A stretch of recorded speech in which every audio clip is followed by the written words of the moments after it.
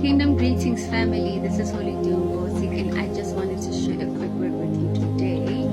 And today I will be speaking on taking a blow. Now, the book of 2 Corinthians, chapter 10, verse 3, it says, "For though we walk in the flesh, we do not walk according to the flesh."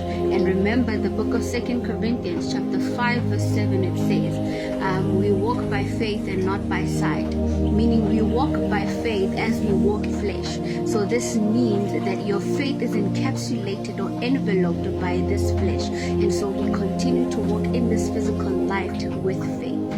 And so sometimes situations are going to happen because you are still in the flesh, right? So sometimes when situations happen to you and circumstances that are so painful happen to you, so much so that you just want to sit back and cry, sometimes that doesn't mean you have fallen out of the good fight of faith.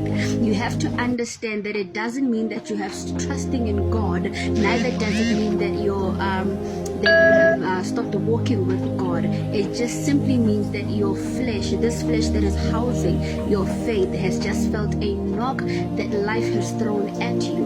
And it doesn't mean you have lost your faith. It doesn't mean you have lost your trust in God. It just simply means you feel the pain. In the book of John chapter 11 verse 35 and 38, it says, "Jesus wept.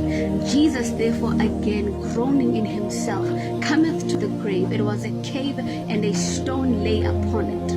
Meaning Jesus Christ cried over the death of Lazarus, even though he fully knew what he was going to do, that he was going to raise him.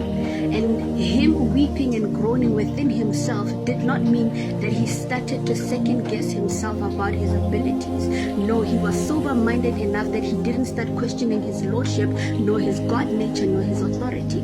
And so everything was still his creation and created by him and for him. And he was sober-minded to know that even though he was weeping, the flesh that he was walking in was the one that felt the pain, that felt the compassion towards the loved one that he had just lost. And so though we walk by faith and not by sight, you must remember we also walk in the flesh, and you will feel these pains.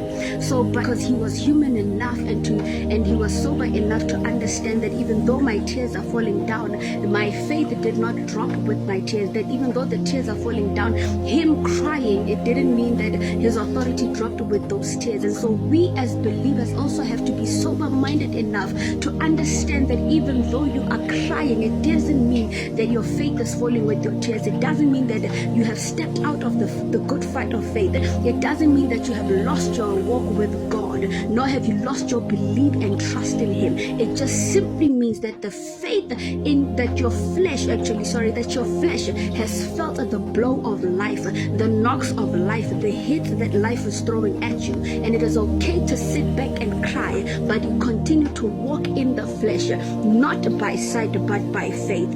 As this flesh continues to feel the blows, it continues to house your faith, and you continue to walk navigating this life through the eyes of faith. But you have to be sober-minded enough to know that even though you are crying, it doesn't mean you are losing faith. It just means that you have felt the blow. Now be blessed and be encouraged, child of God. It is okay to cry, but we cry continuing on the journey. We cry navigating through faith. In the name of Jesus, be blessed. Shalom.